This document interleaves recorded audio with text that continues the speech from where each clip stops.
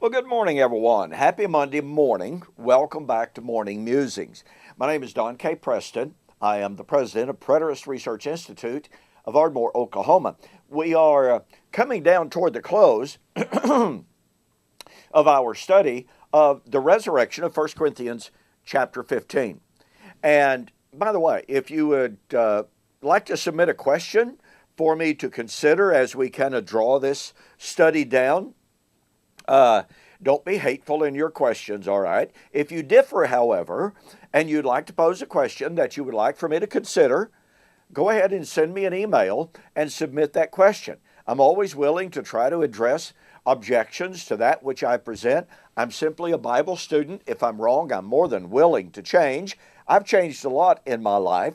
So if you've got a good question based on the text, based on your considerations of the text, then submit that question to me. Go to my website, donkpreston.com, bibleprophecy.com. Send me the question and say, here's a question on the resurrection of 1 Corinthians 15 that I would like for you to consider and provide some answers on. And I'll do my best to get to it. We've got a ways to go here, but nonetheless, I'll do my best. Well, I have shared with you that Paul teaches emphatically that the resurrection of 1 Corinthians chapter 15 would be in fulfillment of God's Old Covenant promises made to Old Covenant Israel. Now, I want to reiterate and I want to drive home a point right here. The resurrection of 1 Corinthians 15 would be to overcome the death of Adam. Obviously, Adam existed prior to Israel. That is, Israel after the flesh. That's my view. So when Paul says that the resurrection would be in fulfillment of God's Old Covenant promises made to Old Covenant Israel, he is making a comprehensive statement that the death to be overcome is the death. And as a matter of fact, when Paul talks about death and eschatology and resurrection, it is invariably resurrection from the death. That is, the death of Adam. Now, I've already shared with you a good bit of material on why the death that Adam introduced into the world is not biological death. I'm not going to go over all that material again.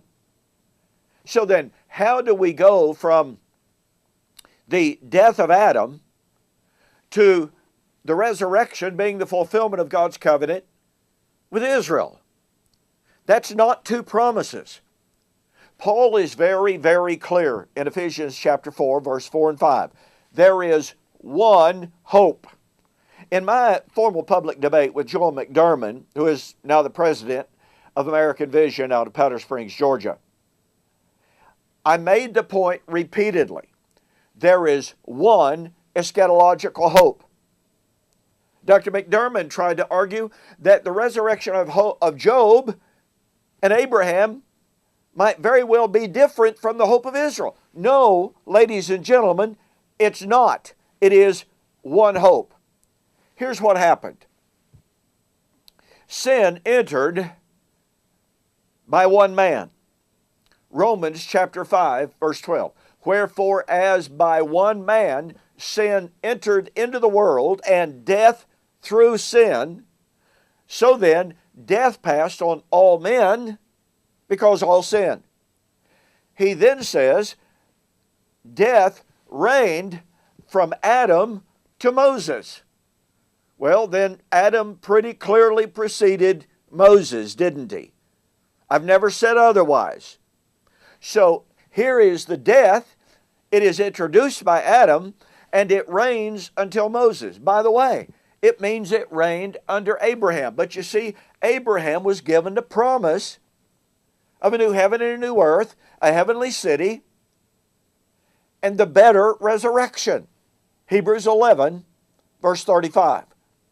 So, the death that entered through Adam was and the promise of the resurrection from that death was subsumed under and into the promise of Abraham.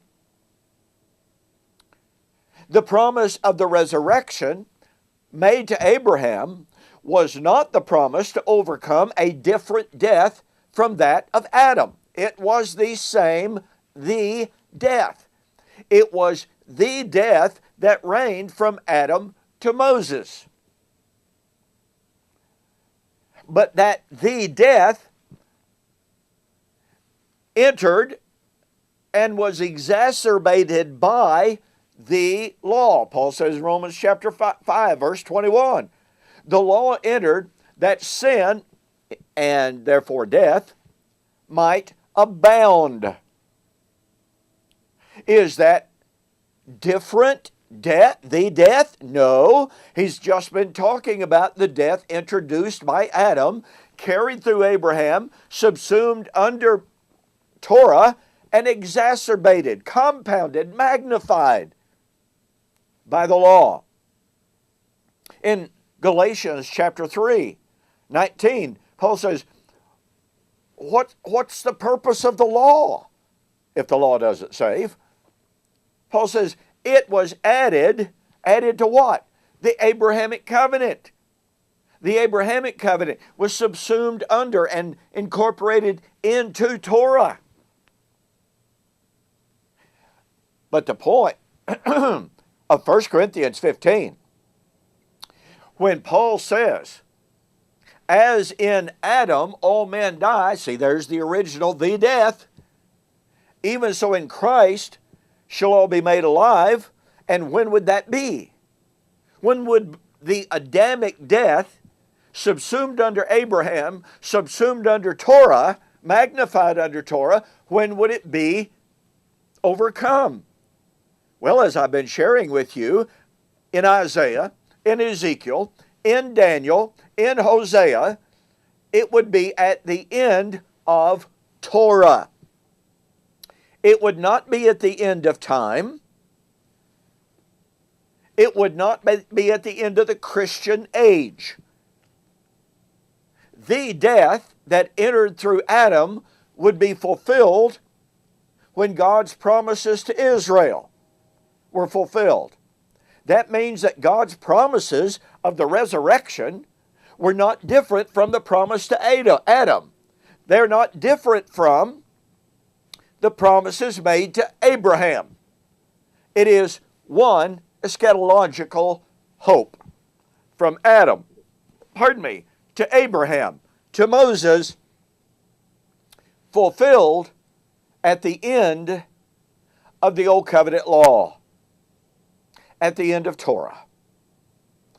You need to get a copy of my book, The Resurrection of Daniel, chapter 12, verse 2, Future or Fulfilled, in which I discuss this continuity of the promise. Look, because God gave the promise to Abraham doesn't mean it was a different the death, and it doesn't mean it was a different problem.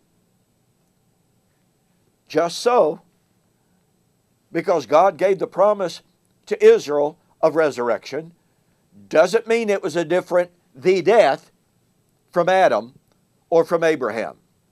One